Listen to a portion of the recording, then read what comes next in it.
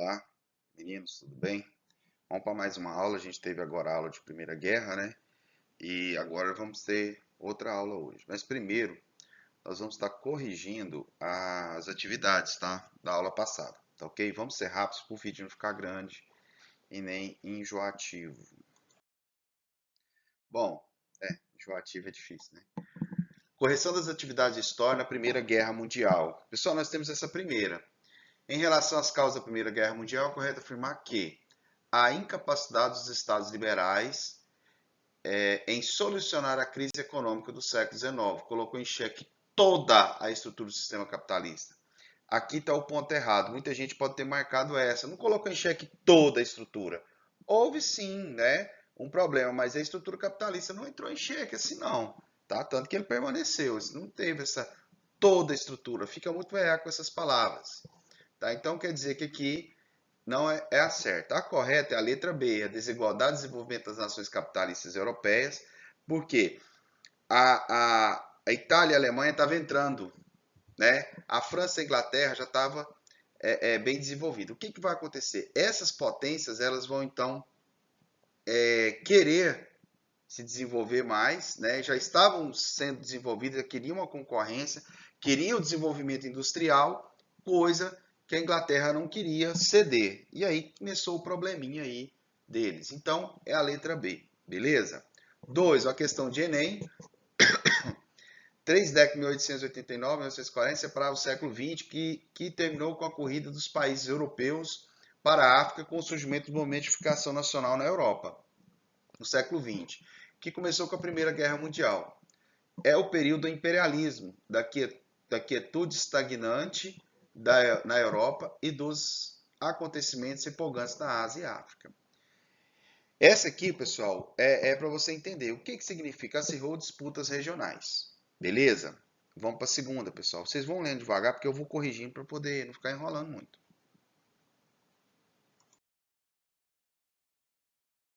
Bom, 3. Dentre os fatores que conduziram à Primeira Guerra Mundial, destacamos o quê? Né? O nacionalismo eslavo aliado à desagregação do Império Turco. Realmente, o Império Turco ele cai e os eslavos vão começar a tentar criar um país ali, apoiado pela Rússia. Fazer uma grande Sérvia apoiada pelas Rússia, porque a Rússia também é eslava. Só que os germânicos, o Império Austro-Húngaro, estava querendo o quê? Pegar esse território para eles, que era do antigo Império Turco. Letra correta nessa palavra é letra A. 4. Esse aqui é um tratado de Versalhes, é o tratado que lascou a Alemanha de todo jeito que vocês podem imaginar. Então, tem algumas coisas aqui que vocês podem ler. Só lascando a Alemanha. Presta atenção. Então, de acordo com o texto e seus conhecimentos, é correto afirmar que o Tratado de Versalhes, letra E, né, impôs duras sanções à Alemanha no fim da Primeira Guerra Mundial, fazendo ressurgir o nacionalismo e reorganizando as forças políticas do país. Presta atenção nisso que nós vamos estudar, porque é daqui que vai vir, na Itália e na Alemanha, fascismo e nazismo. Vai ser dessa crise, principalmente imposta por esse tratado, que vai acarretar a nossa próxima aula. Tá? A nossa próxima aula. Nazismo, fascismo, socialismo. Vamos lá. Bom, observe a gravura. A partir dessa imagem, estabeleça a relação entre o assassinato de Francisco Ferdinando e o começo da Primeira Guerra. Muito fácil. Estavam todos já com aliança. Né?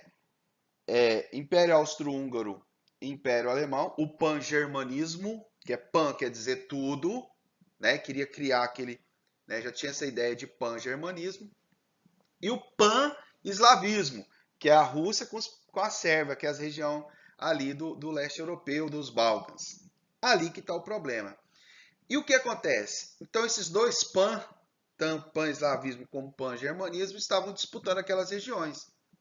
E existia uma preocupação muito grande da Inglaterra, no qual, se a Áustria-Hungria pegasse aqueles territórios, eles iriam fazer uma ferrovia que ia buscar petróleo diretamente do Oriente Médio. Isso não era bom para a Inglaterra, porque os custos do petróleo para a Alemanha era muito mais barato. E aí começava a complicar os produtos, né, para concorrer com a Inglaterra. Já era um problema. Então a Inglaterra estava de olho.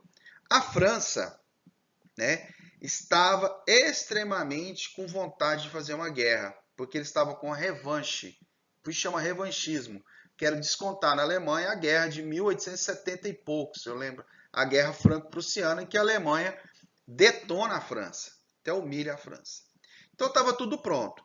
Então, e já estava todas as alianças. A disputa era o seguinte, o problema era o seguinte, se caso houvesse, né, algum motivo, eles iriam começar a guerra. O motivo foi o quê? O assassinato do Francisco Ferdinando, a Áustria querendo investigar a Sérvia, um país livre, a Áustria força isso, a Rússia dá apoio à Sérvia, a França dá apoio à Rússia e a Alemanha dá apoio à Áustria. A Áustria invade, declara guerra, começa a guerra. Bacana? Escreve direitinho, faz toda a sua pesquisa. 6. Observa a foto nesses soldados britânicos entrincheirados durante a Primeira Guerra Mundial. Olha os caras lá, todos fodidos, né, dentro desse buraco. Com base nessa informação, responda. Identifique as duas fases que marcaram o conflito da Guerra Mundial. A primeira fase, a guerra de movimento, que foi um movimento rápido.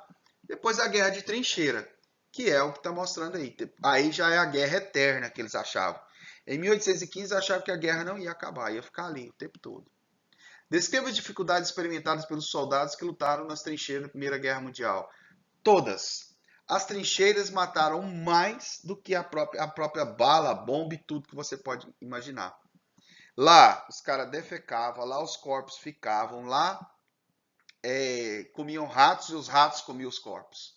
Então, fome, água até o pescoço, tudo molhado, úmido, no frio, no calor. Então, foi algo que foi devastador. Matou muitos soldados, mais que a própria bala, tá bom? Essas trincheiras. Beleza, pessoal?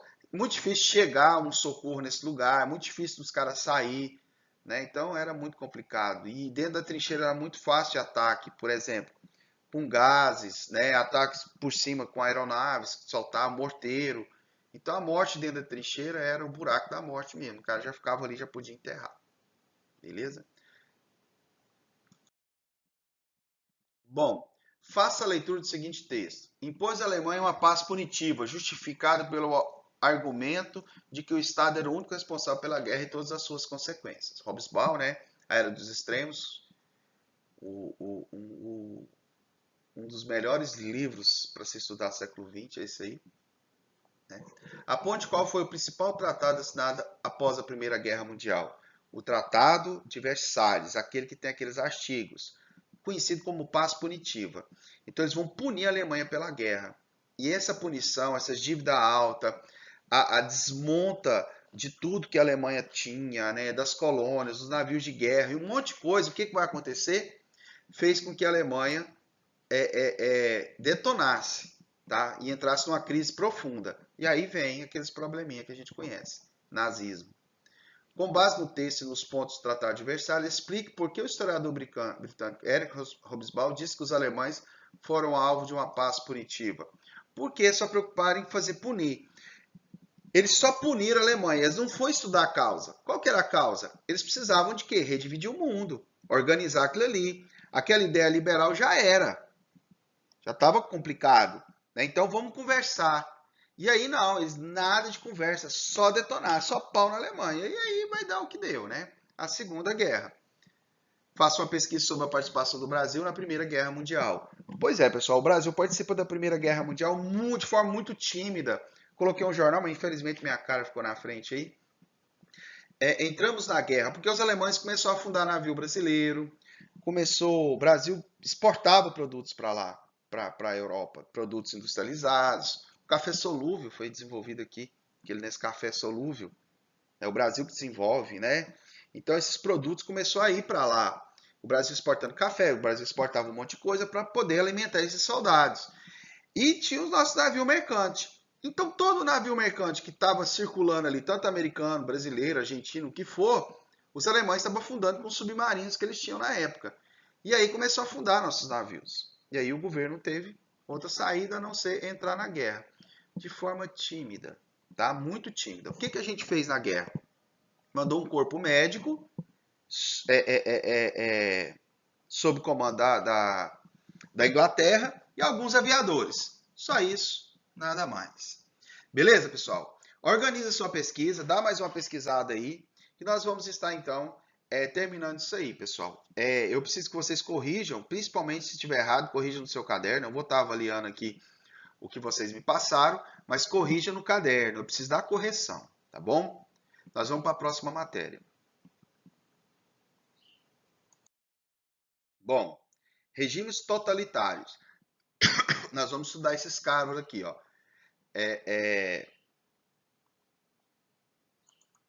Esse aqui é o socialismo, nazismo e fascismo, tá? Então eu quero que vocês vejam bem isso aqui, que é 2 de direita, né? Regimes totalitários de direita, extrema direita, babaquice, e um de esquerda, de extrema esquerda. A gente está falando de 2 extremos, pessoal. Tudo um bando de bosta, tá? Regimes totalitários, ditadores, só sabe acabar com o país onde ele estava. Onde que esse país tem esse tipo de regime, demora séculos para poder resolver, décadas para poder resolver. Então, só lixo isso aí. Nós primeiros, então, vamos estar estudando esses regimes agora, tá? Acompanha, por favor. Bom, primeiro vamos falar do socialismo, que vai ser um regime que vai surgir durante a Primeira Guerra, em 1917. Não é que vai surgir bem em 1917. Em 1917 eles vão tomar o poder. Então, eu quero que vocês prestem bastante atenção, porque nós vamos falar dele, para depois nós falar de nazismo e fascismo. Tá? Fascismo e nazismo. Presta atenção nisso aí. Vamos embora na aula. É uma das coisas que vai influenciar na Primeira Guerra, que foi a saída da Rússia devido a esse socialismo, tá? E a entrada dos Estados Unidos. O grande fator de alteração da Primeira Guerra. Presta atenção nisso. Vamos lá. Nós vamos estudar então a Revolução Russa. Primeiramente, Revolução Vitoriosa inspirada no socialismo, né? Primeiro país socialista do mundo. Houve uma experimentação da Comune de Paris na França, mas não foi nada que seja tão extraordinário como foi isso aqui. Extraordinário no ponto de movimento, tá? Não tem nada de lindo nisso aqui. Vamos lá, antecedentes. Absolutismo, que nós vamos ter o czar Nicolau II, que era nada mais que um déspota, um lixo também. Um cara que estava pouco se lixando para os pobres, a Rússia numa miséria extrema, e o povo, e essa elite, né, dos czares, czar era o rei, que é o mesmo que César, né? E esses czares estavam o quê? Vivendo um luxo junto com os boiardos, explorando a população toda. E grande parte da população na miséria. Então esse é um outro babaca que devia ter feito a coisa correta, organizado. Para você ver, foi o pai dele e o avô que extinguiu o socialismo, o feudalismo na Rússia. Você viu o tanto que a Rússia estava atrasada. Estava atrasadíssima, tá bom? Vamos lá. País mais atrasado da Europa. Era o país mais atrasado. Por quê? Só tinha fazenda. Grandes propriedades rurais na mão de uma elite chamada boiardos e a grande massa da população trabalhando para eles. Isso vai dar merda. O povo não vai ficar desse jeito, tá? Ausência de liberdades individuais, lógico, estão vivendo em cima de um regime absolutista de um rei. O rei mandava, todo mundo obedecia, né? Então ele sustentado e amiguinhos dos boiardos, o que vai fazer então? Ele vai manter esse sistema, né? Muito idiotamente ele fez isso. Bom, a igreja ortodoxa é a igreja grega, tá? Muito parecido com a católica, mas é da grega. A primeira separação da igreja católica que ocorreu, tá? A primeira separação da igreja, que foi em 1050 e poucos, separa a igreja entre a igreja católica apostólica romana e a igreja ortodoxa grega, tá? E eles são ortodoxos. A igreja ortodoxa monopolizava o ensino e possuía privilégios. Então, a igreja apoiava o regime e monopolizava o ensino. Então, não podia fazer o que eu estou fazendo aqui. Explicar para vocês o que está rolando. Dar um ponto de vista. Não estou falando que o meu ponto de vista é o correto, né?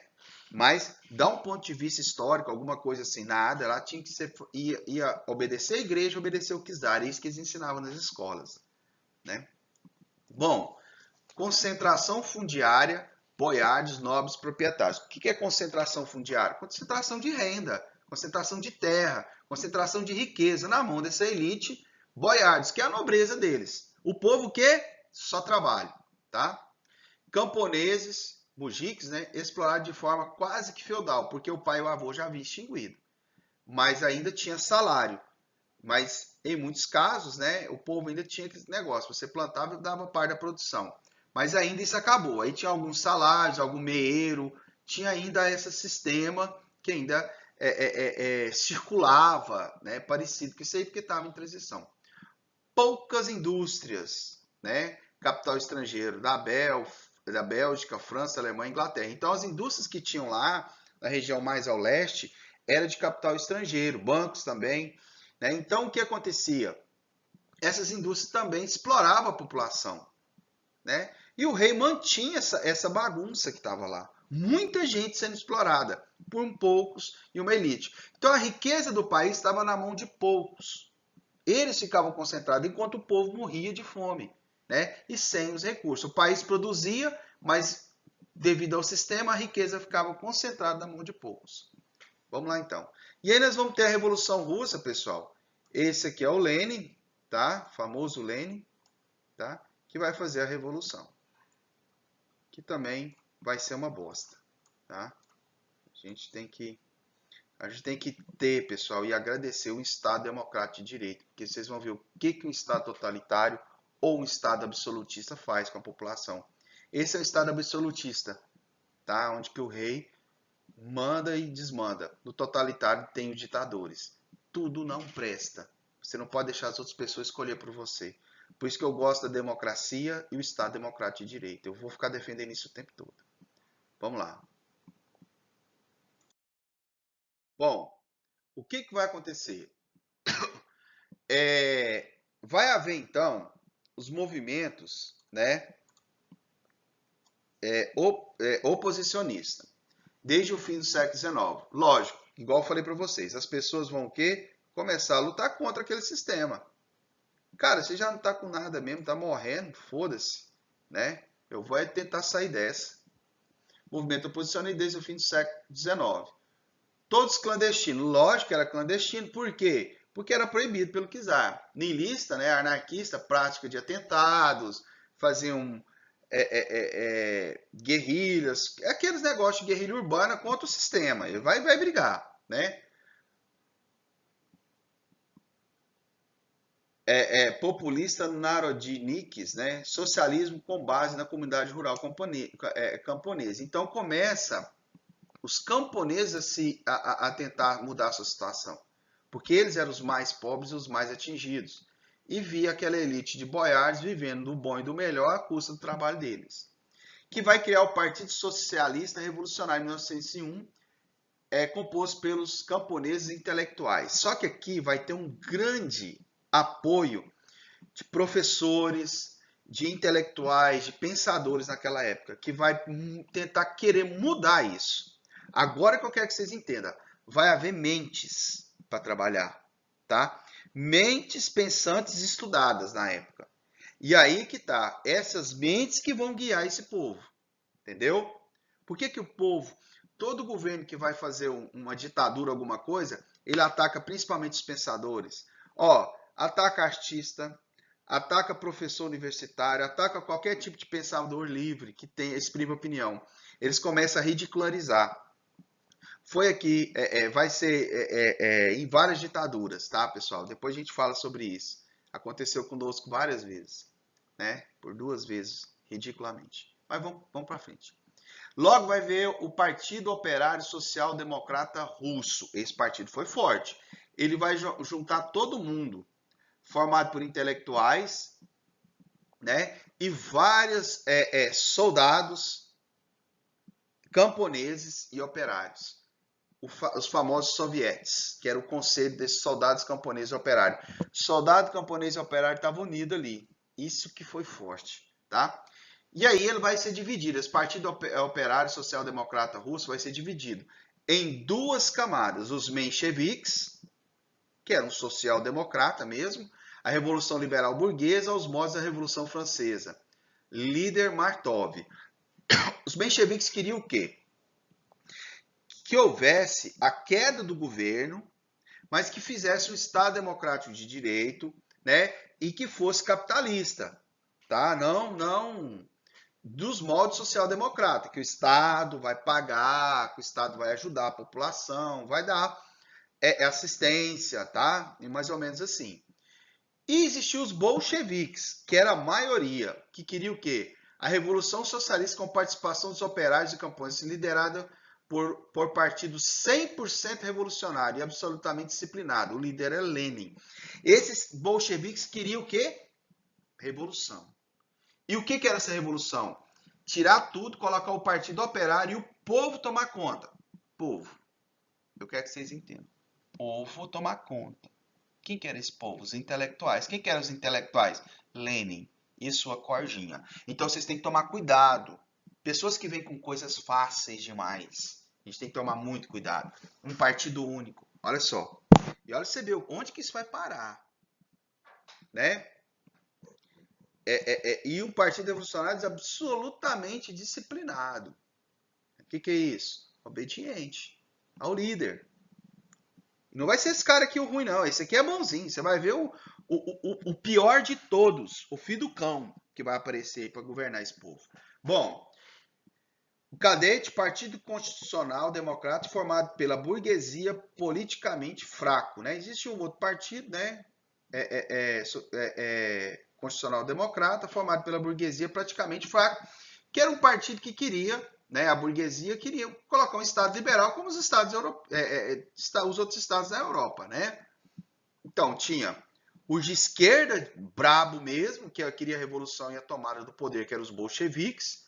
Existiam os mencheviques, que queriam a social-democracia, isso tudo dentro do Partido Operário Social-Democrata, tinha esses dois grupos. E tinha um outro partido, que é o Partido Cadete, que eram os grandes industriais, a grande burguesia, que queriam um Estado do molde liberal.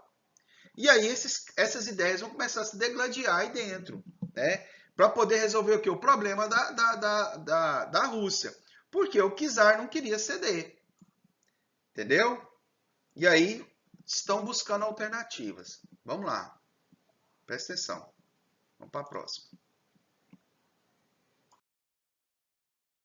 Bom, e o que acontece então? Nós vamos ter a Revolução de 1905, o ensaio geral. O que foi isso? A Rússia começa a brigar contra o Japão. Uma briga danada pela Manchúria, com a região na China hoje, e a Coreia, né, a Península da Coreia. Então vai ter uma briga danada, umas ilhas, uns trem lá, e o Japão vai dar um pau na Rússia nessa época. Dá um pau. E a Rússia só gastou recursos, matou um monte de gente. Quem que vai para a guerra? Pobre, camponês. Eu quero que vocês entendam isso. E aí o cara vai para a guerra, morre lá ele, morre o filho, as mulheres ficam abandonadas, os filhos ficam abandonados, mais miséria gera. Então o povo não queria isso mais. Quem quer ir para a guerra? Você quer ir para a guerra? Só bobo que pensa uma palhaçada dessa, ir para a guerra. Fica aí, fica uns machão, vou para a guerra, vou para a guerra. Chega lá, tudo caga de medo. Guerra é morte, vai te matar. Né? Só babaca que pensa uma besteira dessa. Bom, vai ter uma crise de abastecimento, inflação e greve. Lógico que todos os recursos do país iam para a zona de guerra. Então faltava comida para o povo para manter a guerra lá na frente. Então vai aumentar os preços, vai ter inflação e aí o povo começa a fazer greve. E o povo dessa época aqui era fodido, gente. Greve era foda. Vamos lá. E aí vai haver uma manifestação de mulheres, crianças, idosas em janeiro de 1905, conhecido como Domingo Sangrento. E olha aqui as fotos aqui, ó. Sabe o que o czar fez? O povo começou a manifestar na porta do palácio, ao invés de tentar atender o povo, fazer alguma coisa, não. Mandou os soldados sair à rua e a cavalaria do czar atropela a manifestação e os soldados do czar fuzila as pessoas na rua. Mata todo mundo, mulheres, crianças, né? Não todo mundo, tudo que deu para eles matar, eles mataram e destruiu tudo aquilo naquela época. Entendeu? Vamos lá. O massacre de populares pela polícia czarista, né? Insurreição de vários pontos do país e outras nacionalidades e militantes. encouraçado Potemkin. Aí o que vai acontecer? Várias partes do país ficou sabendo desse massacre. O que eles vão fazer? Revoltas no país inteiro. E o pau começa a pegar. Pá, pá, pá, pá, pá, porrada, briga e o pau. E o que aconteceu? Alguns marinheiros do exército vai tomar um encouraçado, tá? E vai ameaçar. O encouraçado é um grande navio, tá? Isso aí vai ser uma zona danada e vão matar esses caras também. Eu sei que o trem vai virar uma bagunça. Né? E a repressão violenta ao czar. O czar, então, vai ter um problema gravíssimo. Ele não segura, porque em todo o país já ninguém aguentava mais isso. E o que vai acontecer? O Manifesto Czares de outubro propôs um regime representativo por meio da Duma, um parlamento. Então o czar tentou dar uma amenizada. Não, então tudo bem, não vou ser mais absolutista, vou criar um parlamento, a Duma. Essa Duma vai me aconselhar no governo, mas ele não tinha obrigação de obedecer, vai só aconselhar. Beleza, então a Duma vai e vira um parlamento e o povo dá uma quietada, entre aspas. Né? Então, em outubro, o grupo que aceitou a proposta do czar, burgueses em sua maioria. Anos mais tarde, o czar toma medida restritiva à atuação do parlamento, lógico. E aí surge os sovietes, né? Conselho de Operários, Camponeses e Soldados. Bom, e esses sovietes estão de olho em tudo isso. Então, esse grupo de povão, e esse povão organizado, precisava de uma liderança. E aí os mencheviques, bolcheviques e tudo tenta pegar essa liderança. Presta atenção nisso. E aí o que nós vamos ter? A Rússia entra na Primeira Guerra. De novo, o mesmo problema que teve anterior com a guerra com o Japão. Agora muito pior. Ó, muitos soldados foram para a guerra com tática antiga. A Primeira Guerra é uma guerra extremamente moderna para a época. Antigamente, aqueles soldados com aquele mundo de vestimenta para mostrar volume, né? Roupas espalhafatoras, com armas de carregar pela boca. Ia para a guerra um carinha escondido com metralhadora, roupa camuflada. Vai dar merda. E a Rússia começou a entrar do jeito que era a guerra do século XIX. E aí os alemães estavam prontos para a guerra, para lascar mesmo. E aí a Rússia só ferro, né? Comando do czar, pessoal. O czar começou a pôr o general não estava dando conta, ele mesmo, não, eu vou lá resolver. Piorou a situação. Só gente morrendo e a Rússia sendo invadida, né? Pouca aparelhagem e derrotas constantes. E o que aconteceu? O czar, então, vai sofrer muito em 1917. Ele vai perder o poder. Vamos ver o que vai rolar. Bom, outubrista. Né?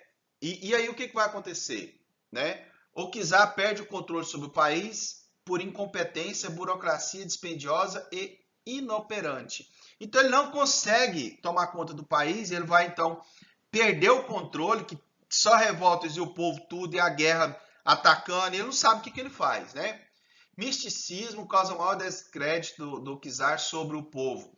Que ele tinha esse vizir aí, que era seu primeiro-ministro, que era um frade, sei lá o que, da igreja, e ele tinha todas umas presepadas lá de místico, e esse cara tentou matar ele várias vezes, essa desgrama não morria. Demorou a morrer, né? E aí, e ele ficava só com esse negócio de místico, com esse padre. Esse negócio, você aprega a religião, né? E tenta enganar o povo, isso não vai rolar. Ou, é foda, cara. Muita gente se apropria do nome de Deus para passar os outros para trás, cara. E aí, ó, o povo não pegou, não. E pau nos caras, né? Uma crise econômica já estava ruim, ficou pior. O povo na miséria. O povo na miséria não tem nada a perder, vamos lutar. Mais de 5 milhões de mortes na guerra, fome e doença. 5 milhões. Sabe o que é isso? O estado de Goiás inteiro morto. É muita gente. Não é brincadeira não, galera. E o czar é deposto pela Duma em fevereiro de 1917. Então, em fevereiro, a Duma tira o czar do poder e assume o governo como parlamentarismo. Então, os mencheviques vão fazer isso. E o Martov sobe ao poder e tudo. Bom, e aí nós vamos ter uma fase liberal burguesa, onde os burgueses e os mencheviques vão aliar para tomar conta do país, para tocar essa história. Só que qual que é o maior erro? Não vão tirar a Rússia da guerra. Não vai. Vai continuar na guerra. Vamos ver o que vai rolar, então. Porque o povo já queria que saísse da guerra. O povo precisava de sair. né? Vamos parar com isso e tal e tal. Vamos escutando aí.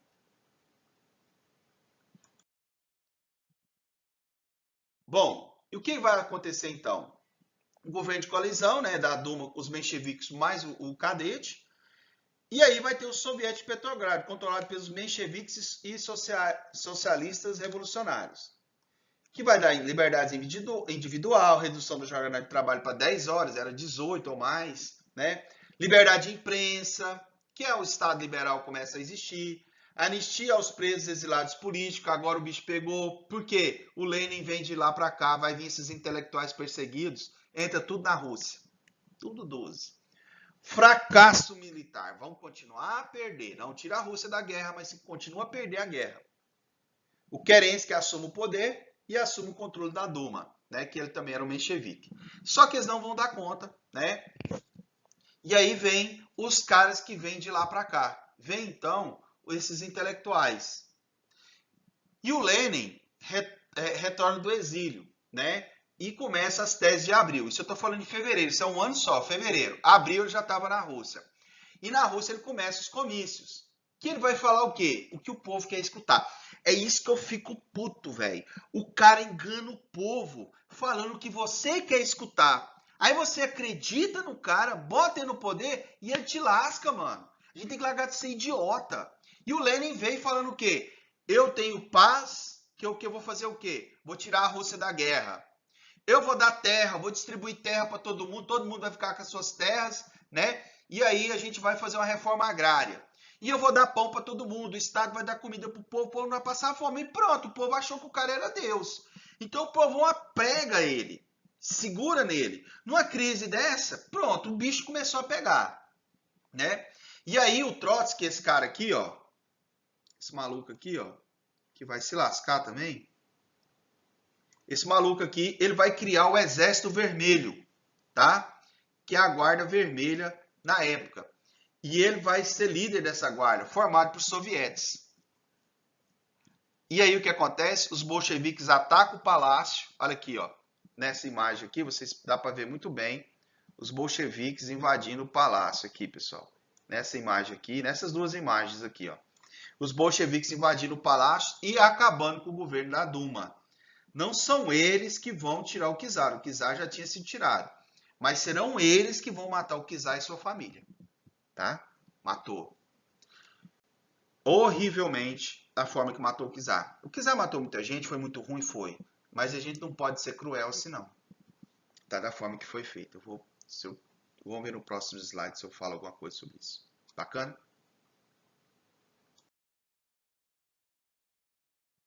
Bom, então Lenin sobe ao poder em outubro de 1917, o governo de Lenin.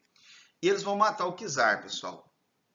Eles vão colocar o czar numa casa, preso. Ele, as suas filhas, a sua esposa, seu filho pequeno doente, que era um menino pequeno doente.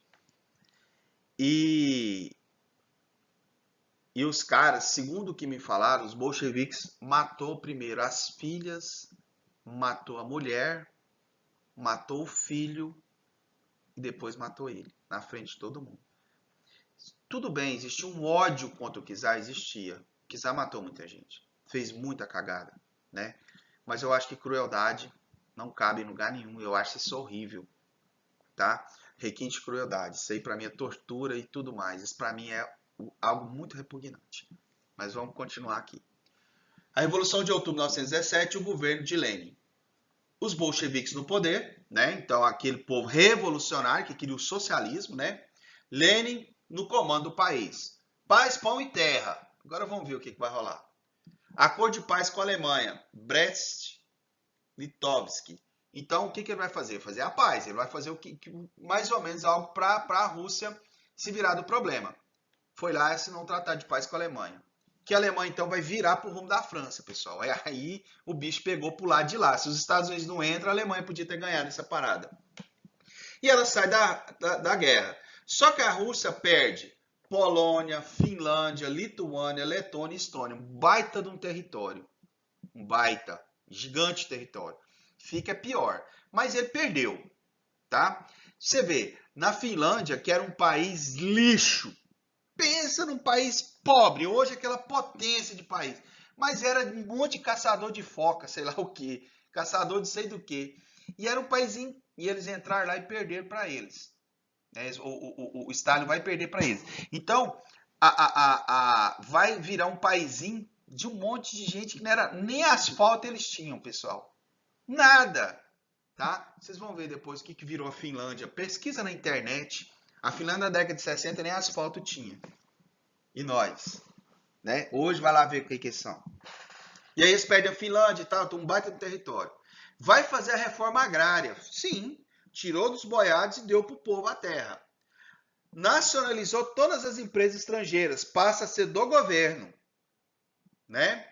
Soviéticos controlam as fábricas. Então o Conselho de Operário passa a controlar as fábricas. Toda a produção é do governo e o governo vende essa produção para o povo. E Czar e sua família é fuzilado, conforme eu contei, algo horroroso, embora ele devia ter sido preso, condenado, alguma coisa. Não a idiotice que foi feita. Então nós vamos ter uma guerra civil, pessoal, muito fodida na Rússia. Acaba a guerra com a Alemanha, mas internamente começa a Rússia. Os bolcheviques soviéticos camponeses começam uma guerra contra os brancos, os vermelhos contra os brancos. Quem que eram os brancos? Menchevique, latifundiário, que perdeu suas terras, né? Os mencheviques perdeu o poder da Duma, os latifundiários perderam suas terras, a igreja ortodoxa, os czaristas, que eram a favor do retorno do czar, e as potências estrangeiras tentou acabar com esse movimento. Mas o exército vermelho era muito mais poderoso. E eles vão vencer essa guerra. E aí vai haver o comunismo de guerra. O que significa? Centralização da produção, requisição agrícola forçada, eliminação da economia de mercado.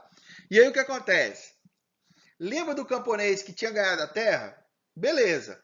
Agora ele produziu, o governo ia lá, confiscava para poder fazer esforço de guerra. O que adiantou? Não mudou muita coisa, não. Eles eram...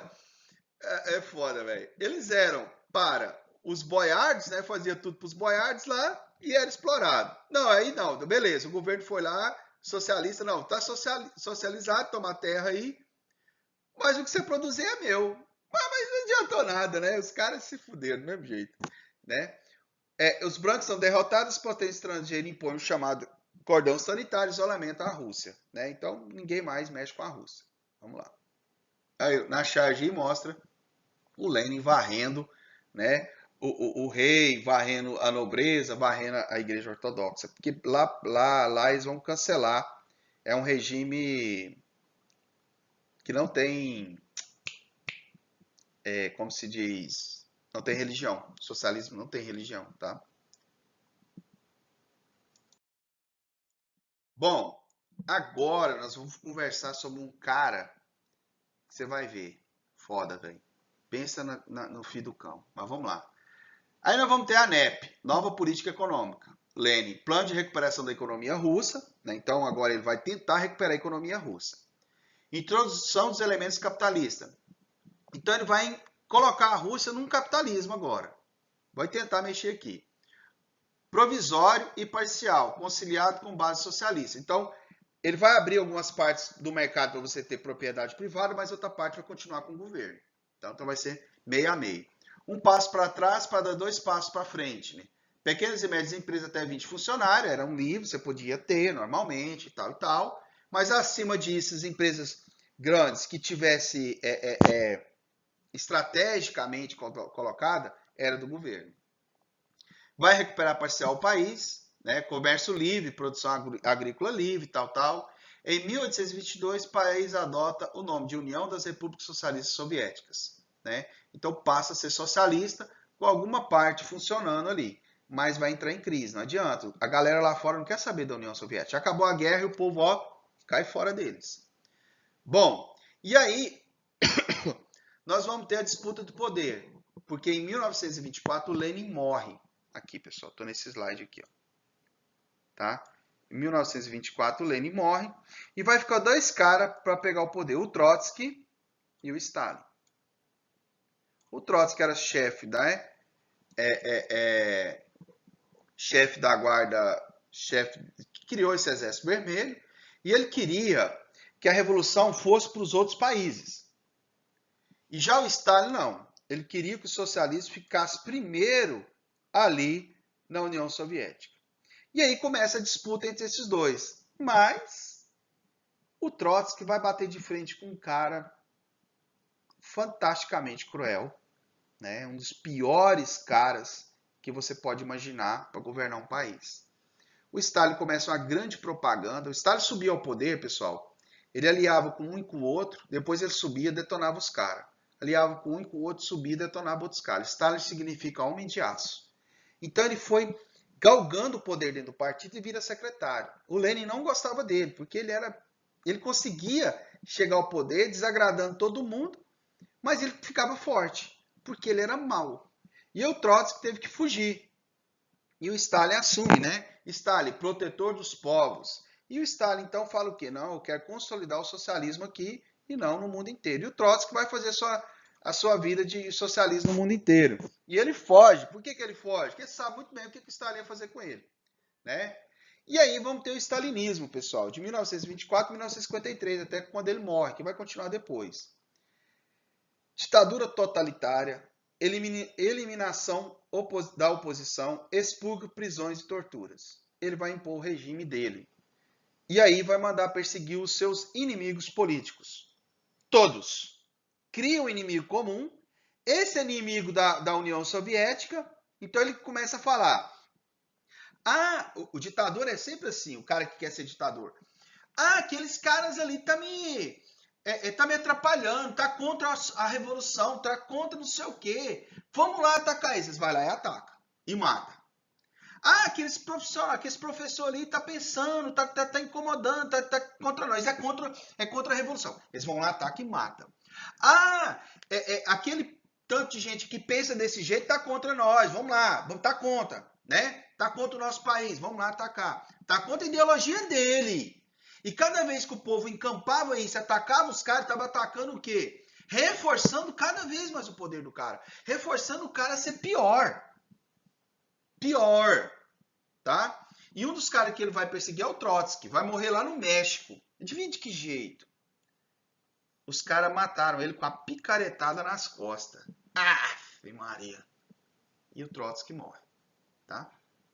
Vamos continuar aqui.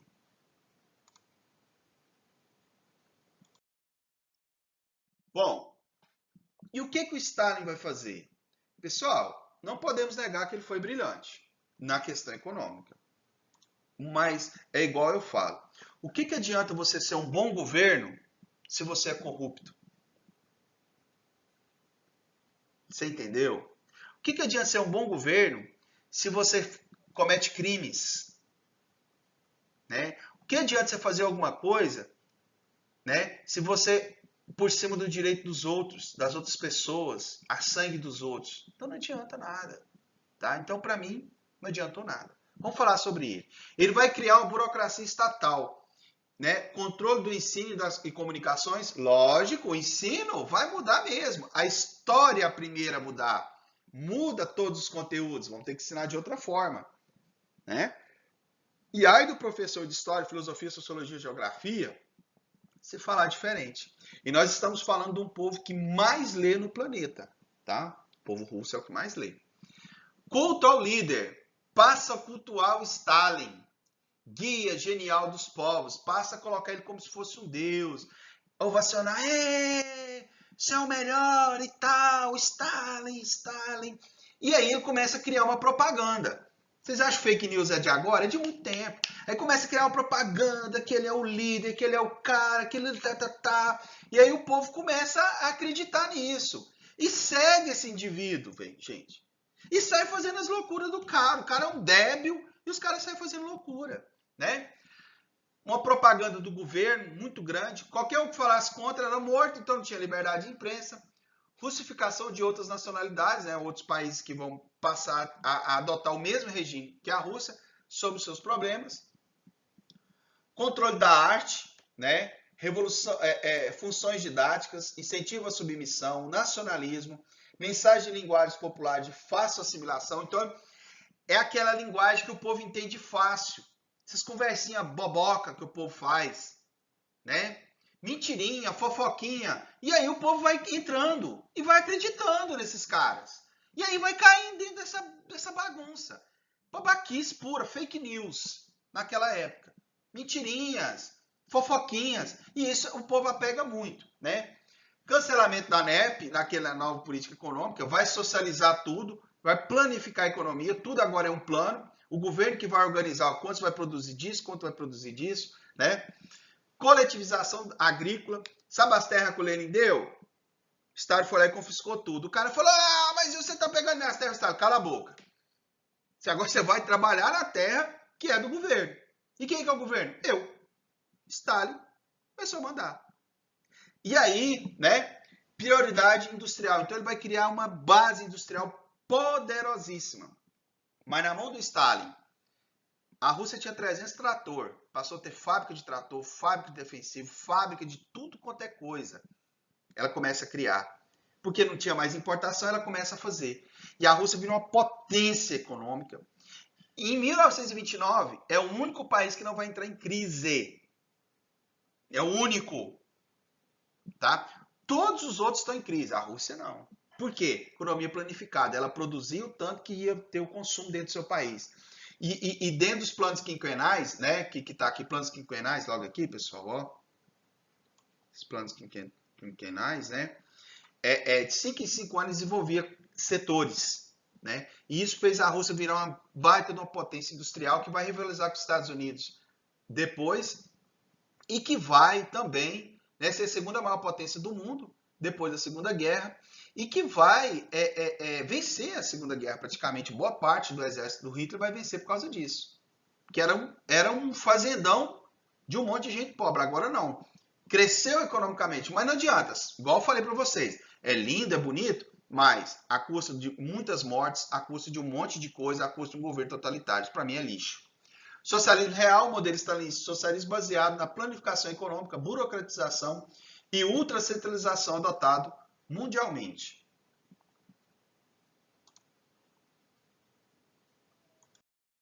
Bom, pessoal, eu também não falei para vocês das prisões, né, que vai ocorrer lá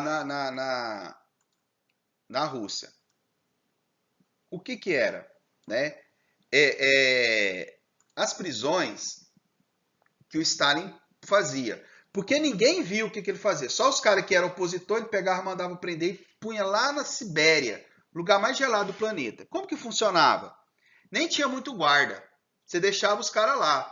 Se o cara fugisse, era um deserto de gelo. Acho que chamava gulags, se não me engano.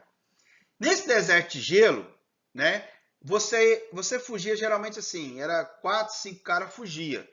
Um dos caras já estava marcado pelos outros 4, 3, que eles iriam matar aquele cara no meio do caminho para comer a carne dele, para conseguir fugir do deserto de gelo. Era isso. E ele botou velhos, idosos, professores, qualquer pessoa que fosse contra o regime, que apontasse e falasse que era inimigo do Estado. E aí deu isso. Agora vamos falar na próxima aula do fascismo, tá? E, se possível, um pouco do nazismo. Né? E aí vocês vão começar a entender um regime agora de extrema direita. Nós falamos do regime de extrema esquerda, agora vamos falar do regime de extrema direita. Extrema esquerda por quê? Que o ditador vai colocar todos os modos de produção na mão do Estado e vai planificar a economia. A extrema direita não, ele não vai tomar nada de ninguém, tá? E vai apoiar a burguesia, tá? Então, vamos com calma aí que vocês vão poder entender. Nossa próxima aula já está grande demais. Valeu! Até, pessoal!